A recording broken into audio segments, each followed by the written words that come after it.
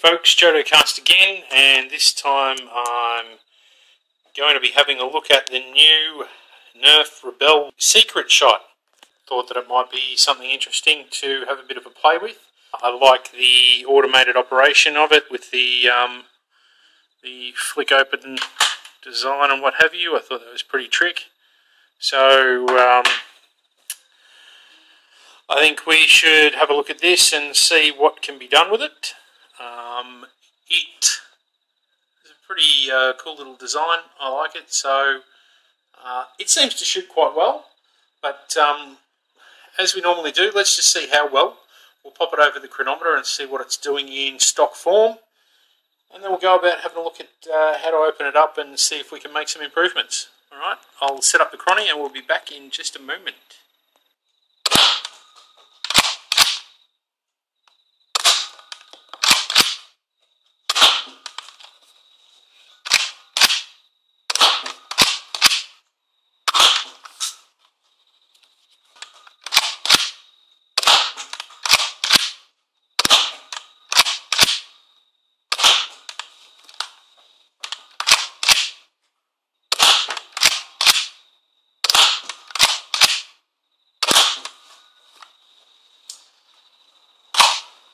So we'll work out an average from those 10 shots, that on screen just above the chrono here. Alright, so that's our stock standard FPS reading. Now I'll go about having a look at the internals, so I'll come back and show you once we've opened it up and had a look to see what the internals comprise of. Okay, so in examining the insides of the blaster, in the bottom of the plunger tube there's this big rubber pad type scenario which I'm not sure of the exact effect. I mean, obviously it's to cushion the plunger as the plunger pushes forward and strikes it. I don't know whether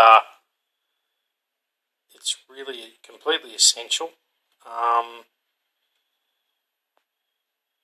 thinking I might actually remove it, and there's a little plastic tab that stops the plunger from compressing all the way to the end.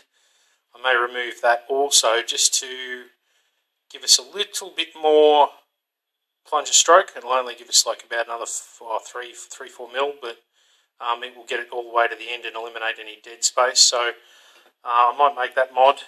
This is the spring from inside there. I'm going to see if I can fit something else to it. These are the internals. It's fairly basic. There's a little slide that grips the sides of the plunger tube, push it back, that locks into place with the trigger. Little trigger mechanism there. You got your little pump grip, which attaches to that little slide there and pumps back and forth. I might maybe have a look at if I could design a 3D print something to make it a little different. I'm going to get rid of this handle, so I'm not a big fan of the handle to start with. I may put a different handle of some sort on there, or lop it off completely and put a tack rail or something on there, like a big tinny rail or something. Yeah, so that's where I'm at the moment. I will come back and show you the mods as I make them, and we'll see how we go.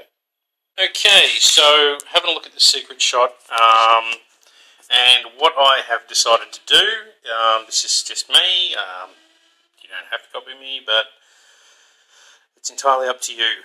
I have taken the pad out of the bottom of the plunger tube here,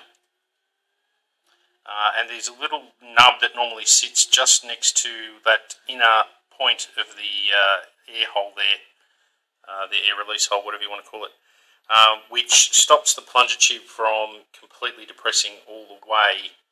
Now I've ground that down, so now the plunger tube actually does depress all the way, so it moves forward about an extra sort of 5 mil. So you've got an extra 5 mil of travel on that. Now, obviously, it would put all the impact on these points at the back edge here and on these little wings. So I am going to put a small pad in there, offset to the hole, just to give it a little bit of cushioning and so that it doesn't slam up against it that hard. But it won't be as thick as the rubber seal or the rubber bush that was in the bottom there to start with, so it will still allow it to get full compression with that bit of pressure on the pad, but just not hold it 5mm, almost 8mm back like what the original one did. In inspecting this assembly, I've noticed that there is a little vent hole on the front there. You can see it just in this corner here. So I'll be plugging that little vent hole, just a bit of hot glue into this recess here. That would appear to be the only vent. I don't think there's any holes on the insides of the barrels, like we've seen in other multi-dart smart AR systems. So I'm just going to plug that up. I have put a little bit of hot glue into that recess on the front of the plunger head and shaped it so that it follows the contours of the plunger head. That's, a lot of people say that you don't do it, that it's for air, to allow air to pass the seal on retraction, etc. Whatever, I don't care. This is how I do it, and it works. So you can copy me and do it the same way if you wish, or you cannot. It's entirely up to you. I really don't care. That's how I do it. This is the original spring.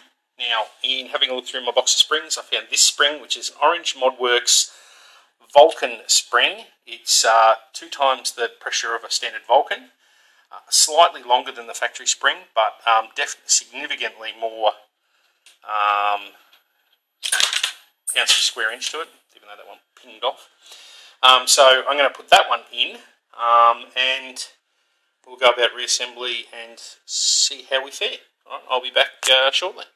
Okay, alright, so I have stuck my little foam pad in the bottom there. I've trimmed it out so that it has eliminated probably 98% of the dead space that was in there. I've plugged the little vent hole at the front there with hot glue. There, pushed hot glue in there to plug that. And we're now ready to reassemble, so I'll go about reassembling. Oh, this is the little foam sticky pads that I use, which they're actually from a kit to stick on the bottom of chair legs, etc. So a little bit thinner than the original one that was in there, and it compresses a little bit better. It's a little bit softer foam. Alright, I'll go about reassembling it now and we'll see what we've been able to achieve.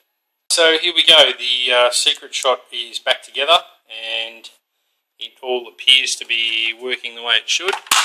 Handle folds out, it primes, fires, etc. So what we'll do is we'll set up the chrony now and we'll put a few shots over the chrony and see what, if any, sort of gains we've been able to make. The original 4 darts that came with. So pop them over the chrony, see what we get.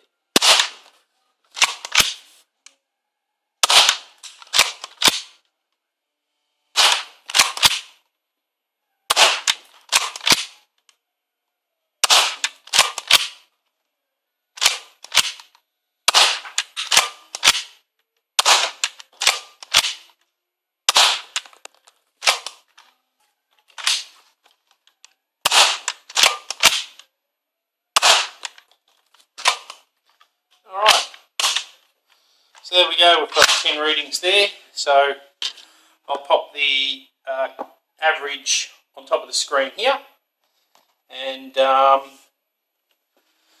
the two.